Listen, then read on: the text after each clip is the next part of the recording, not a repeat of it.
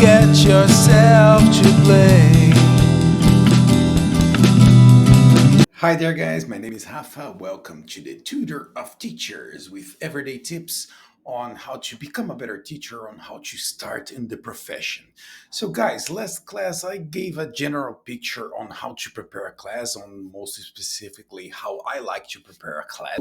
Today, we're going to talk a little about the different frameworks we can use to prepare a class: PPP, TTT, TBLT, WTF. How I'm gonna know all this? So, guys, basically, it's a lot of things I've seen through the years. Many teachers who, learn in a more organic way, not going through methods. And I've seen them using and navigating through these different methods, different frameworks naturally. So it's something people normally engage in these and that activities and make these changes, and just sometimes just for a change, we go for a change in the class and then we go for these different frameworks. So in this class I'm going to go through briefly on those. I highly recommend, and I'm going to leave here in the comments the course from the teacher record. It's a really, really nice 120 hours uh, TESOL course. You can learn a lot from there. It's for free. There are tests. You can really, make yourself wondering some fundamental questions on the profession, on why and what we are doing. And, it's extremely interesting. I highly recommend. And you will learn all these in more details throughout this course for free. Okay, I'm not selling.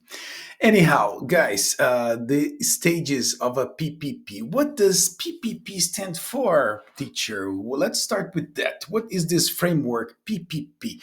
PPP stands for present, practice, and produce. So, what is the idea? Idea here, we get the students interested in the topic. We start, with some background knowledge. So you basically contextualize. Next, present. So you introduce the target language, you introduce the grammar, the vocabulary, or the function you're going to use. For example, you start with a lady and, guys, today we're going to talk a little in the restaurant. If you go to a restaurant, how can you order food? And what can we say this to order different foods in the restaurant? Okay, so in the presentation we say, for example, I want to have, and then you tell people, you can say, I want to have a Coke, I want to have a juice. But you can also mention food. I want to have a sandwich. And then people start wondering, oh, but can you use for drinks and food? Okay, yes, that's the idea. I want to have, it's a general concept we use for drinks, food, for ice cream. Okay, anything you want to consume in that restaurant, you say, I want to have more coffee.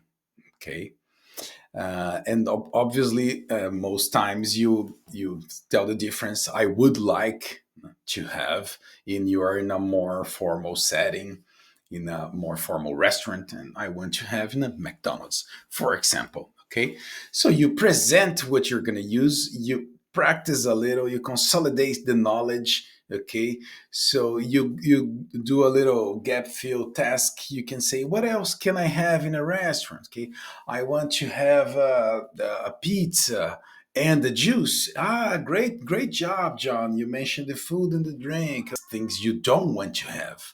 Oh, I don't want to have a pizza. I have a stomach ache. For example, you mentioned things you don't want to have. This stage, you pretty much try to give a little multiple choice. You can make the sentence transformation, the negative, the positive to negative, negative into positive, and so on.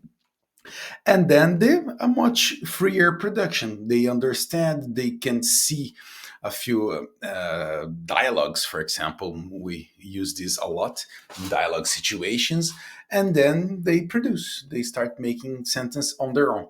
Guys, I do this ever since I was 10 years old on my own. This is how I pretty much learned English. Guys, now moving on to the TBLT. What would be the TBLT? Basically, it's the PPP upside down. We usually use this for students with a larger prior knowledge, people who can elaborate a little better. But pretty much we start challenging the student. We ask them to show what they got, and then we let them produce, and afterwards we give the feedback, and then we mold whatever and let them produce some more. So basically the idea, you start leading in, for example, guys, who here plays the lottery? You guys like the lottery? And if you were a millionaire, so what would you do if you were a millionaire? Because I would buy a huge house and quit my job, the first thing I would do. And then you let them try it for themselves. Okay, you challenge them to do their best, and this mimics a real life situation, and I make sure I mention every single time I give this type of activity to tell the student that it's really important not only to mimic a real life situation that we are practicing with this uncertainty, but also that you can challenge themselves in terms of the brain, how much they can context. In a real life situation, you don't understand everything in the context. Sometimes you just smile, give a awkward smile. You're not sure you got it. You're not sure you get the joke. And this happens, normally. Is the idea. So I brought here from this website, I'll leave in the comments as well, some advantages and disadvantages of the TBLT. So basically, it stands for task based language teaching. So we go for the task, and then we see how they go, and we focus, orient in the students, in their prior knowledge. Okay, so what would be the ups? The communication skills, they boost confidence because they are trying, they're chasing for their communication, and motivational. Okay, so they acquire a deeper understanding, and it's even a bond when you go through the activity.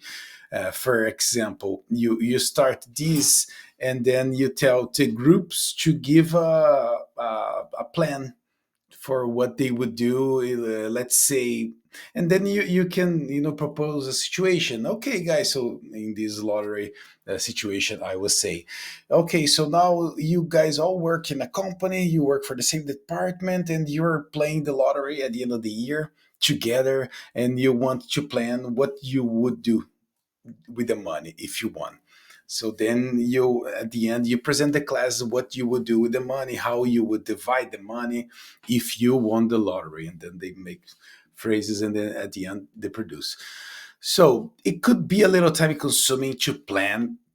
It's necessary to watch out not to fall on a PPP class, because otherwise you will just present everything in the introduction, and then you practice it and produce the same way. No, this is supposed to be more challenging.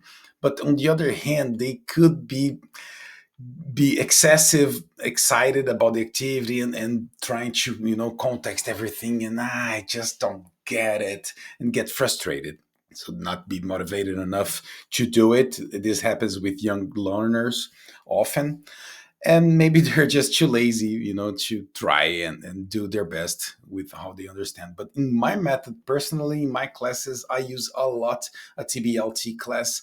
I think it's extremely important that you make it very clear to the students that this is supposed to be challenging. This is the idea, to let them know what they can say, because they're gonna often ask you and tell you, teacher, but I don't know what to say. I don't know. But you have to push, you have to try. And of course, know your student. You know how much of these you can use and still be good use in the class. You don't want to push too hard as well. Don't forget that. Now let's go over the TTT. TTT is the framework that stands for test, teach, and test. Okay, it's a teaching approach that structures the lesson around a cycle of assessment, and then you give instruction and you practice. Okay, so this is more for intermediate to advanced learners, not so much with as we use for the beginners, as we use in the PPP. Why? Because we have an initial assessment of the target language in the for the students. So this is almost like a diagnostic assessment. You allowed to identify something they are struggling with. Well, they use this referring to the past, but they don't put the verb in the past. Okay, and then so you test and then you teach based on the initial test. You provide some structure of the target language, and then addressing some specific needs, some weaknesses that they are having. It's good for a reflection for them as well.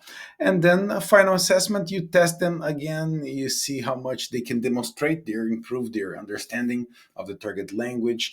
So this is great. It's a student-centered kind of method. Okay, awesome, to identify these errors and promote a deeper learning of the comprehension of the target language. Teacher, what is one advantage of using TTT instead of a PPP in a grammar lesson?